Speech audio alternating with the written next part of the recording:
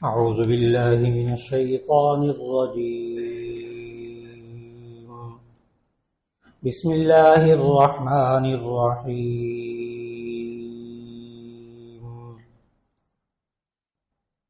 وقال الذين كفروا لولا نزل عليه القرآن جملة واحدة كذلك لنثبت به فؤادك ورتلناه ترتيلا ولا يأتونك بمثل إلا جئناك بالحق وأحسن تفسيرا الذين يحشرون على وجوههم إلى جهنم أولئك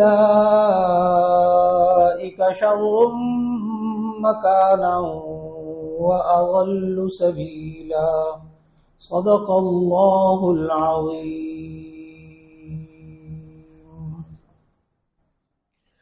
اللہ رب العزت نے 19ویں پارے میں سورۃ الفرقان کی آیت نمبر 31، 32 اور 33 کی تلاوت کی توفیق عطا فرمائی. اس سے پہلے کی آیات میں اللہ رب العزت نے نبی صلی اللہ علیہ وسلم کو کفار کی اور مشرکین مکہ کی عادتیں بتاتے ہوئے تسلی دلائی کہ اسی طرح باقی انبیاء کے ساتھ بھی ان کی قوم کے لوگ دشمنیاں کرتے رہے، لیکن آپ صبر سے کام لیجئے. آج کی تلاوت کردہ سورہ فرقان کی آیت 32 میں اللہ تعالیٰ نے کفار کی ایک اور عادت اور ایک اور اعتراض نقل کیا. وقال الذین کفروا، وہ لوگ کہ جنہوں نے کفر کیا، جو انکار کرتے تھے قرآن کا اور نبی صلی اللہ علیہ وسلم کی رسالت کا، انہوں نے کہا لولا نزل علیہ القرآن جملۃ واحدہ، کہ حضرت محمد صلی اللہ علیہ وسلم پر قرآن ایک دم کیوں نہیں نازل کیا گیا. لولا نزل علیہ القرآن جملۃ واحدہ، کہ حضرت محمد صلی اللہ علیہ وسلم پر قرآن ایک دم کیوں نہیں نازل کیا گیا. کذالک، اللہ نے کہا اسی طرح ہوا، لنثبت بہ فؤادک، کہ اللہ نے ایک دم قرآن نازل نہیں کیا نبی صلی اللہ علیہ وسلم پر، لنثبت بہ فؤادک، تاکہ ہم ثابت رکھ لیں، مضبوط رکھ لیں اس قرآن کے ساتھ آپ کے دل کو، یعنی اسے زبانی یاد کرنا بھی آسان ہو جائے اور ذہن نشین بھی ہو جائے. ورتلناہ ترتیلا، اور ہم نے اس قرآن کو ٹھہر ٹھہر کر تلاوت کیا، ٹھہر ٹھہر کر پڑھا. ولا یأتونک بمثل، اور ہم آپ کے پاس یہ اللہ اس قرآن کو نازل کرنے کے ذریعے نہیں لایا. یہ سارے کے سارے کفار جو ہیں یہ جگہ جگہ اعتراض کرتے ہیں، مثالیں دیتے ہیں، عجیب و غریب باتیں کرتے ہیں. اللہ نے اس آیت میں کہا ولا یأتونک بمثل، یہ کفار آپ کے پاس کوئی مثال نہیں لاتے، الا جئناک بالحق، مگر یہ کہ ہم اس کا حق کے ساتھ جواب لے آتے ہیں، واحسن تفسیرا، اور بہترین تفسیر لے آتے ہیں. اور پھر کفار کے بارے میں فرمایا ان کا انجام یہ ہوگا الذین یحشرون علی وجوہہم الی جہنم، یہی وہ کفار ہیں جن کو اللہ جمع کرے گا، اکٹھا کرے گا میدان حشر میں، علی وجوہہم الی جہنم، اور پھر اپنے چہروں کے بل پر جہنم کی طرف اللہ ان کو لے جائے گا. اولئک شر مکانا واضل سبیلا، یہی وہ لوگ ہیں کفار کہ جن کا بدترین ٹھکانہ ہے جہنم، واضل سبیلا، اور یہی وہ لوگ ہیں جو اللہ کے بتائے ہوئے راستے سے بھٹکے ہوئے ہیں، گمراہ ہیں. اس آیت میں اللہ رب العزت نے ایک تو کافروں کا یہ اعتراض نقل کیا کہ وقال الذین کفروا لولا نزل علیہ القرآن جملۃ واحدہ، کہ یہ جو لوگ کافر ہیں قرآن کا انکار کرتے ہیں، یہ کہتے ہیں کہ اللہ نے قرآن نبی صلی اللہ علیہ وسلم پر ایک دم کیوں نہیں اتارا.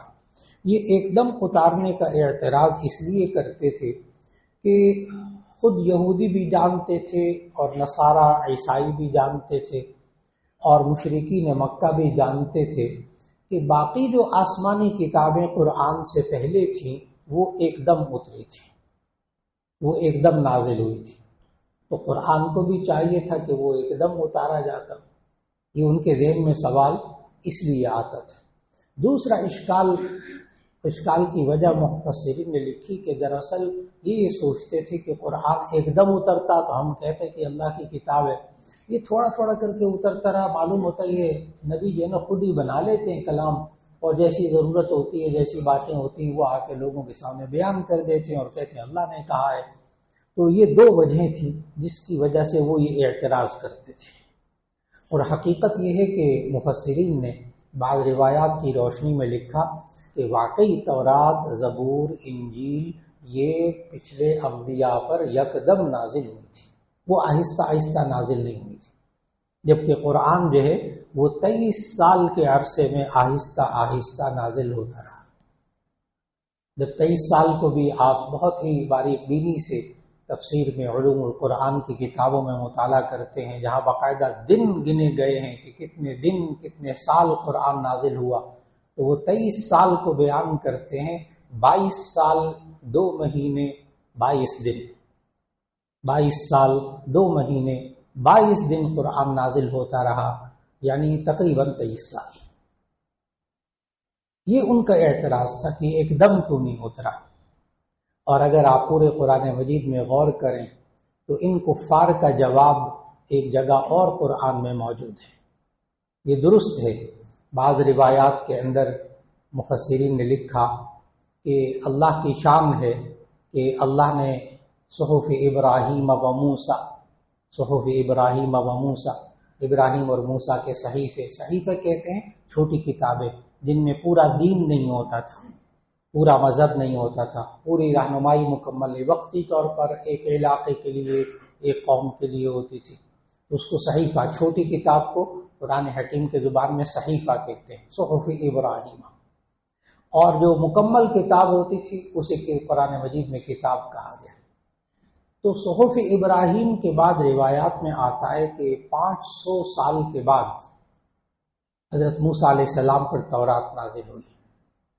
اور روایات میں بعد میں آتا ہے کہ 700 سال کے بعد، تورات کے نازل ہونے کے 700 سال بعد زبور نازل ہوئی حضرت داؤد علیہ السلام پر. اور زبور کے نازل ہونے کے 1200 سال کے بعد پھر انجیل نازل ہوئی حضرت عیسیٰ علیہ السلام پر. اور پھر انجیل کے نازل ہونے کے 611 سال کے بعد قرآن نازل ہوا حضرت محمد رسول اللہ صلی اللہ علیہ وسلم.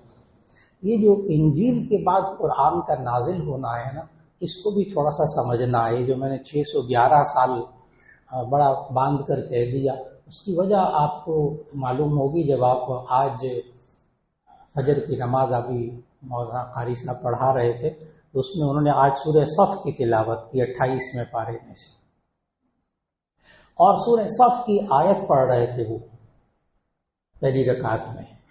وَإِذْ قَالَ عِيسَى ابْنُ مَرْيَمَ يَا بَنِي إِسْرَائِيلَ إِنِّي رَسُولُ اللَّهِ إِلَيْكُمْ مُصَدِّقًا لِمَا بَيْنَ يَدَيَّ مِنَ التَّوْرَاةِ وَمُبَشِّرًا بِرَسُولٍ يَأْتِي مِن بَعْدِ اسْمُهُ أَحْمَدُ. وَإِذْ قَالَ عِيسَى ابْنُ مَرْيَمَ، ترجمہ غور سے سنیے گا تاکہ یہ آج کے درس جو ہے نا وہ آیت بھی سمجھ میں آ جائے. وَإِذْ قَالَ عِيسَى ابْنُ مَرْيَمَ، جب عیسیٰ ابن مریم نے کہا یا بنی اسرائیل، اے بنی اسرائیل، انی رسول اللہ علیکم. آگے عیسیٰ علیہ السلام نے کیا کہا؟ 3 باتیں کہیں، 3 بنیادی باتیں سمجھائیں اپنی قوم کو. نمبر 1، وَإِذْ قَالَ عِيسَى ابْنُ مَرْيَمَ يَا بَنِي إِسْرَائِيلَ إِنِّي رَسُولُ اللَّهِ إِلَيْكُمْ. اے بنی اسرائیل، میں تمہاری طرف اللہ کا رسول بنا کر بھیجا گیا ہوں. انی رسول اللہ علیکم، میں تمہاری طرف اللہ کا رسول بنا کر بھیجا گیا. عیسیٰ علیہ السلام کو ماننے والوں نے ان کی پہلی بات کو بھی نہیں مانا، رسول اللہ کے بجائے ابن اللہ بنا دی. پہلی بات کو بھی نہیں مانا، رسول اللہ کے بجائے ابن اللہ بنا دیا، اللہ کا بیٹا بنا دیا. یہ بھی قرآن نے بتایا وقالت الیہود عزیر ابن اللہ وقالت النصارى مسیح ابن اللہ. ایک پیغام تھا، پہلا پیغام، وہ بھی نہیں مانا نصارہ نے. عیسیٰ کو ماننے والے وہ یہ بھی نہیں مانتے. دوسرا پیغام غور سے سنیے گا، انی رسول اللہ علیکم مصدقا لما بین یدی من التوراۃ. اس حال میں کہ میں تصدیق کرنے والا ہوں اس کتاب کی جو میرے سامنے میرے سے پہلے تورات نازل ہوئی. معلوم ہوا انجیل سے پہلے تورات نازل ہوئی. تو حضرت عیسیٰ علیہ السلام تورات کی تصدیق کرنے والے تھے کہ یہ آسمانی کتاب ہے، یہ اللہ کی طرف سے نازل کردہ کتاب ہے، اور عیسائی نصارہ اس کو بھی نہیں مانتے تھے. دوسری بات کو بھی نہیں مانتے تھے. تیسری بات وہ توجہ سے سننے والی، وَمُبَشِّرًا بِرَسُولٍ يَأْتِي مِن بَعْدِ اسْمُهُ أَحْمَدُ. وَمُبَشِّرًا، حضرت عیسیٰ علیہ السلام نے اپنی قوم سے کہا وَمُبَشِّرًا بِرَسُولٍ، اور میں خوشخبری دینے والا ہوں ایسے رسول کی، یأتی من بعدی، جو میرے بعد آئیں گے، اسمہ احمد، ان کا نام احمد ہوگا صلی اللہ علیہ وسلم. اب یہاں من بعدی کو سمجھیے گا. حضرت عیسیٰ علیہ السلام پر انجیل نازل ہوئی، اور حضرت عیسیٰ علیہ السلام سے لے کر نبی صلی اللہ علیہ وسلم تک، حضرت محمد رسول اللہ صلی اللہ علیہ وسلم تک پھر کوئی نبی درمیان میں نہیں آیا. من بعدی ومبشرا برسول یأتی من بعدی، اور میں خوشخبری دینے والا ہوں ایسے رسول کی جو میرے بعد آئیں گے. اور عیسیٰ علیہ السلام کے بعد پھر کوئی نبی نہیں آئے. اور آپ حضرات کو معلوم کہ نبی صلی اللہ علیہ وسلم جب دنیا میں تشریف لائے تو اس وقت یہ جو کیلنڈر ہمارا آج کل چل رہا ہے نا، 2023 کا کیلنڈر، 2023، یہ اس وقت یہ کیلنڈر تھا، عیسوی کیلنڈر کہلاتا ہے، عیسیٰ علیہ السلام سے شروع ہوا. یہ اس وقت اس کی تاریخ تھی، اپریل کا مہینہ تھا جب نبی صلی اللہ علیہ وسلم پیدا ہوئے، اور 571 عیسوی تھی، 571 571 عیسوی. اور پھر 40 سال کی عمر میں نبی صلی اللہ علیہ وسلم پر قرآن مجید نازل ہوا. پیدا ہوئے 571 میں، اور قرآن نازل ہوا 40 سال کی عمر جب ہوگی، نبوت ملی، قرآن نازل ہونا شروع ہوا. تو وہ 571 اور اس میں 40 جمع کر لیجئے، 611، یعنی یہ جو 2023 ہے اس حساب سے 611 عیسوی کو نبی صلی اللہ علیہ وسلم پر قرآن نازل ہونا شروع ہوا. پھر 23 سال کے عرصے میں نازل ہوتا رہا. ایک تو آپ نے یہ بات سمجھی کہ انجیل سے پہلے تورات نازل ہوئی اور وہ موسیٰ علیہ السلام پر نازل ہوئی، اور انجیل نازل ہوئی حضرت عیسیٰ علیہ السلام پر، اور عیسیٰ علیہ السلام نے اپنی قوم کو آخری نبی صلی اللہ علیہ وسلم کا نام تک بتا دیا، نام تک بتا دیا تھا. یہ جو میں نے درمیان میں کہا نا آخری نبی صلی اللہ علیہ وسلم کا نام بتا دیا تھا، یعنی جو ختم نبوت کی خبر ہے یہ گزشتہ انبیاء اپنی قوموں کو دے چکے تھے. نبی صلی اللہ علیہ وسلم کی جو باتیں گزشتہ امتوں کو معلوم تھیں، گزشتہ آسمانی کتابوں والوں کو معلوم تھی، اس میں سے ایک یہ بات بھی تھی کہ اب جو نبی آئیں گے وہ آخری نبی ہوں گے. اگر آپ اس کے لیے بہت بڑی دلیل سمجھنا چاہتے ہو نا تو تھوڑی سی تاریخ پڑھیے گا اور احادیث کا مطالعہ کیجیے گا. حضرت سلمان فارسی رضی اللہ تعالیٰ عنہ جب ایمان لائے ہیں، 90 سال کی عمر میں اسلام قبول کیا حضرت سلمان فارسی، 90 سال کی عمر میں. بعد میں وہ کم از کم روایت ہے کہ 150 سال کی عمر میں ان کا انتقال ہوا، وہ بعد کی بات ہے، یعنی 60 سال کم از کم زندہ رہے ایمان لانے کے بعد بھی، کم از کم والی روایت ہے. حضرت سلمان فارسی رضی اللہ تعالیٰ عنہ اپنے ایمان لانے کی جو خود تفصیل بتاتے ہیں نا، اس میں موجود کہ وہ کس طرح ایران سے نکلے، اس وقت فارس تھا، کس طرح نکلے وہاں سے. پہلے مجوسی تھے، آتش پرست، تو انہوں نے اس وقت عیسائی مذہب قبول کیا تھا سلمان فارسی نے. اس وقت نبی صلی اللہ علیہ وسلم تشریف نہیں لائے تھے دنیا میں. تو یہ حضرت سلمان فارسی خود کہتے ہیں کہ میں وہاں سے نکلا تو میں ملک شام میں آ گیا، اور وہاں میں موصل کے علاقے میں رہا، پھر نصیبین کے علاقے میں ایک پادری کے پاس رہا، پھر میں وہاں سے نکلا تو عموریہ کے پادری کے پاس، میں بہت مختصر کر رہا ہوں، عموریہ کے پادری کے پاس رہا. پھر اس کے بعد میں عموریہ کے پادری کے پاس تھا تو وہ جب مرنے لگا تو میں نے اسے پوچھا اب میں کس پادری کے پاس جاؤں. تو سلمان فارسی رضی اللہ تعالیٰ عنہ کہتے ہیں اس پادری نے مجھے کہا کہ اب کہیں نہ جاؤ، اب کسی اور پادری کے پاس نہ جاؤ، اب آخری نبی کے آنے کا وقت ہو گیا. یہ نہیں کہا نبی کے آنے کا وقت ہو گیا، کہا آخری نبی کے آنے کا وقت ہو گیا. اور میں تمہیں 3 نشانیاں بتاتا ہوں.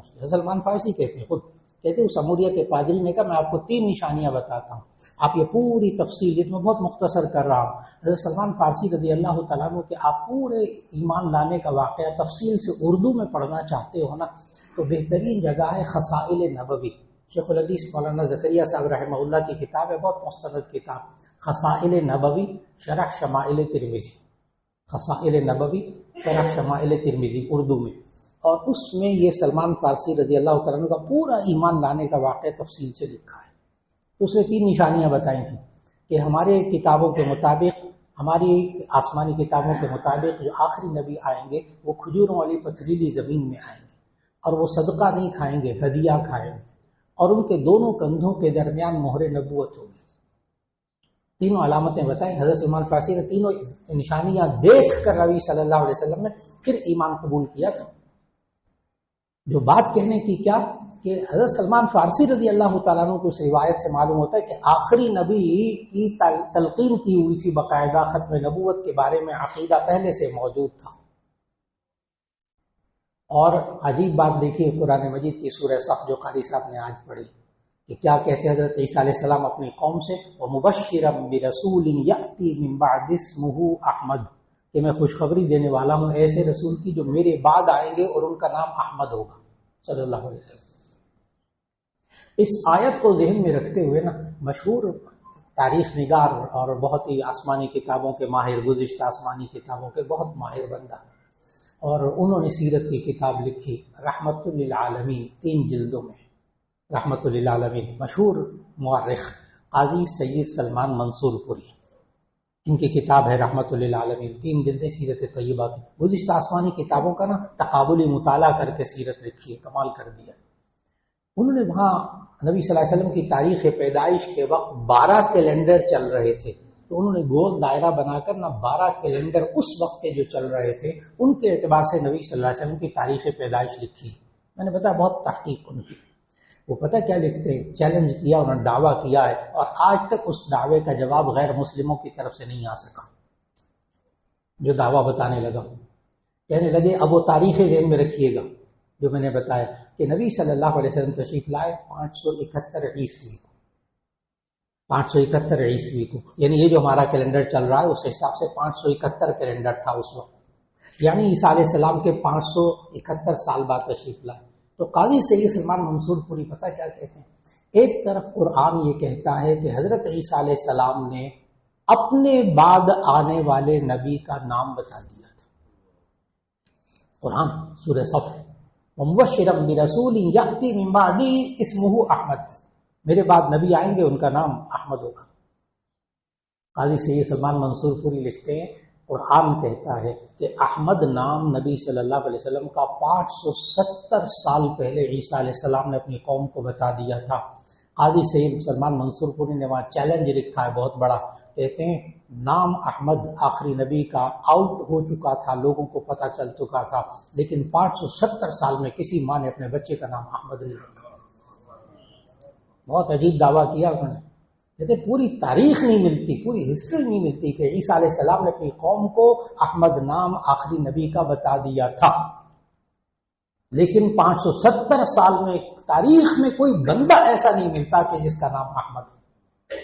یہ پہلا نام تھا جو نبی صلی اللہ علیہ وسلم کا حضرت آمنہ کو خواب میں آیا، کس طرح اللہ نے اشارہ کیا کہ جی آپ کے یہاں بیٹا ہونے والا اس کا نام احمد رکھنا۔ آپ کو معلوم کہ احمد نام آپ کی والدہ نے رکھا، حضرت آمنہ نے، اور وجہ بھی بتائی تھی کہ میں نے یہ نام کیوں رکھا، کہ مجھے خواب میں حکم دیا گیا تھا کہ آخری تمہارا بچہ ہوگا اس کا نام جو ہے نا احمد رکھنا، محمد دادا نے رکھا نام۔ اب آپ آیت کو دیکھیے گا، وقال الذین کفروا لولا نزل علیہ القرآن جملۃ واحدہ، یہ کافروں نے کہا انکار کرنے والوں کہ قرآن ایک دم کیوں نہیں اترا۔ اور میں نے بات یہاں سے شروع کی تھی کہ باقی آسمانی کتابیں ایک دم اتری تھیں، یہ جس روایت کے اندر یہ لکھے ہیں نا سب باتیں کہ اتنے 100 سال بعد، اتنے سال بعد فلاں فلاں کتاب نازل ہوئی، اسی روایت کے اندر مفسرین لکھتے ہیں کہ یہ بھی لکھا ہے کہ تورات بھی رمضان میں نازل ہوئی، زبور بھی رمضان میں نازل ہوئی ایک دم، اور انجیل بھی رمضان ہی میں نازل ہوئی ایک دم۔ یہ ذہن میں رکھیے گا، یہ کیلنڈر جو 12 مہینوں کا کیلنڈر ہے نا، یہ کسی سائنسدان کا بنایا ہوا نہیں ہے، یہ اللہ کا بنایا ہوا ہے۔ بڑے غور سے ذہن میں رکھیے گا تاکہ وہ آپ رمضان کے نام پہ نہ کہیں چونکیں۔ یہ 12 مہینے کا کیلنڈر اللہ کا بنایا ہوا ہے، 12 مہینوں کی تقسیم بھی اللہ کی بنائی ہوئی ہے، یہ اللہ نے قرآن میں بتایا۔ ان عند اللہ 12 شہرا فی کتاب اللہ یوم خلق السماوات والارض منها 4 حرم، یہ 12 مہینے اللہ نے بنائے تھے اس وقت جس دن اللہ نے آسمان و زمین کو پیدا کیا۔ یہ 12 مہینے اللہ نے اس وقت، ان عدت الشہور عند اللہ 12 شہرا فی کتاب اللہ یوم خلق السماوات والارض۔ تو تورات بھی رمضان میں اتری، زبور بھی رمضان میں اتری ایک دم، اور انجیل بھی رمضان میں اتری ایک دم۔ اب اگر اجازت دیں تو ایک سورت کی تلاوت شروع کر دو۔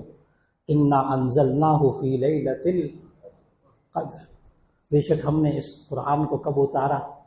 شب قدر میں اتارا، ایک دم اتارا، اور شب قدر رمضان کے آخری عشرے میں، تو قرآن بھی اترا رمضان میں، ایک دم اترا۔ اگر کوئی بات تسلسل سے سمجھ میں آ رہی ہو تو قرآن بھی ایک دم اترا۔ آیت میں سوال کافروں کا آپ کو سمجھ میں آ گیا؟ وقال الذین کفروا لولا نزل علیہ القرآن جملۃ واحدہ، یہ کافر کہتے ہیں کہ یہ اس نبی پر قرآن ایک دم کیوں نہیں اترا؟ یہ قرآن ایک دم اترا، ان کو سمجھ میں نہیں آیا۔ انا انزلناہ فی لیلۃ القدر، ہم نے اس کو ایک دم شب قدر میں اتارا۔ اب دیکھیں نا، میں نے شروع میں کہا 23 سال کے عرصے میں آہستہ آہستہ نازل ہوتا رہا، اور اب کیا کہہ رہا ہوں؟ ایک دم اترا، اور یہ بھی قرآن سے ثابت ہے۔ اب دونوں میں فرق مفسرین نے لکھا، مفسرین نے فرق یہ لکھا کہ یہ کیا بات ہوئی کہ ایک طرف قرآن میں آتا ہے کہ ہم نے اس کو آہستہ آہستہ اتارا، ایک طرف آ رہا ہے قرآن میں کہ ہم نے ایک دم اتارا۔ اس کا جواب بھی آپ حضرات کے ذہنوں میں بہت اچھی طرح رہنا چاہیے کہ مفسرین نے لکھا انا انزلناہ فی لیلۃ القدر، ہم نے اس کو لوح محفوظ سے آسمان دنیا پہ اتارا ایک دم، جس طرح باقی کتابوں کو اتارا ایک دم، اور وہ بھی رمضان میں، وہ بھی رمضان میں۔ انا انزلناہ فی لیلۃ القدر، ہم نے اس قرآن کو لوح محفوظ سے آسمان دنیا پہ اتارا ایک دم، اور آسمان دنیا سے آخری نبی حضرت محمد رسول اللہ صلی اللہ علیہ وسلم پر نازل ہوتا رہا آہستہ آہستہ 22 سال 2 مہینے 22 دن، یعنی تقریباً 23 سال کے عرصے میں۔ یہ ہے اللہ کا نظام، یہ اللہ کا نظام۔ اور ان کفار نے، ان قرآن کے نہ ماننے والوں نے قرآن کو سمجھا نہیں، ورنہ قرآن بھی کیا اترا ہے ایک دم، وہ بھی شب قدر میں، وہ بھی لوح محفوظ سے آسمان دنیا پر۔ اور اللہ نے اس کے آخر میں وجہ بھی بتائی کہ ہم نے قرآن کو اس لیے آہستہ آہستہ اتارا تاکہ یہ لوگ سوال کرتے رہے اور قرآن اس کے ذریعے جواب دیتا رہے۔ اللہ نے اس لیے آہستہ آہستہ قرآن کو نازل کیا کہ کئی چیزیں اللہ نے پہلے منع کی، پھر ان کی اجازت دے دی، بعض چیزوں کو اللہ نے اجازت دی ہوئی تھی، آہستہ آہستہ ان کو منع کر دیا۔ یہ سب حکمتیں ہیں قرآن کو آہستہ آہستہ نازل کرنے۔ وآخر دعوانا ان الحمد للہ رب العالمین، الحمد للہ رب العالمین۔ اللہم صلی علی سیدنا ومولانا محمد وعلی آل سیدنا ومولانا محمد وبارک وسلم۔ ربنا آتنا فی الدنیا حسنۃ وفی الآخرۃ حسنۃ وقنا عذاب النار۔ یا اللہ ہمارے گناہوں کو معاف فرما، یا اللہ یہ مغفرت کا عشرہ جاری ہے، ہمیں خوب اپنے گناہوں کی معافی مانگنے کی توفیق عطا فرما۔ یا اللہ ہمارے سارے گناہوں کو معاف فرما دے۔ یا اللہ ہمیں توبہ اور استغفار کی برکتوں سے نواز دے، ہم سب پر اپنی رحمت نازل فرما دے۔ یا اللہ پوری امت پر رحمت نازل فرما دے، ہمارے گھروں پہ رحمت نازل فرما دے، ہمارے کاروبار پہ رحمت نازل فرما دے، ہمارے یا اللہ بچوں پہ بچیوں پہ رحمت نازل فرما دے۔ یا اللہ اس پورے ملک پر اپنی رحمت نازل فرما دے۔ یا اللہ ہم سب کو جتنے بھی حضرات ہیں، یا اللہ دلوں میں دعائیں ہیں، ایک ایک کی دعا کو قبول فرما لے۔ یا اللہ یہ رمضان کی بابرکت ساعتیں ہیں، اے اللہ کسی کو محروم نہ فرما۔ یا اللہ ہر ایک کی دعاؤں کو قبول فرما لے۔ یا اللہ جو پریشان حال ان کی پریشانیوں کو دور فرما۔ یا اللہ جو بیمار ہیں، یا اللہ ان کو شفا عطا فرما۔ بہت سے حضرات نے بیمار اپنے اعزاء اقربا کے لیے دعا کے لیے کہا ہے، یا اللہ ایک ایک کو شفا عطا فرما۔ یا اللہ جو پریشان حال ہے، مالی پریشانی میں مبتلا، کاروبار کی پریشانی میں مبتلا، بچوں کی پریشانی میں، گھر کی پریشانیوں میں، اے اللہ ہر ایک کی پریشانیوں کو دور فرما۔ یا اللہ ہمیں قرآن حکیم کی خوب تلاوت کرنے کی توفیق عطا فرما، اس کو سمجھنے کی توفیق عطا فرما، اس کے مطابق عمل کرنے کی توفیق عطا فرما، اس قرآن حکیم کو پیغام کو دنیا بھر میں پہنچانے کی توفیق عطا فرما۔ وصلی اللہ تعالی علی خیر خلقہ محمد وآلہ واصحابہ اجمعین برحمتک یا ارحم الراحمین۔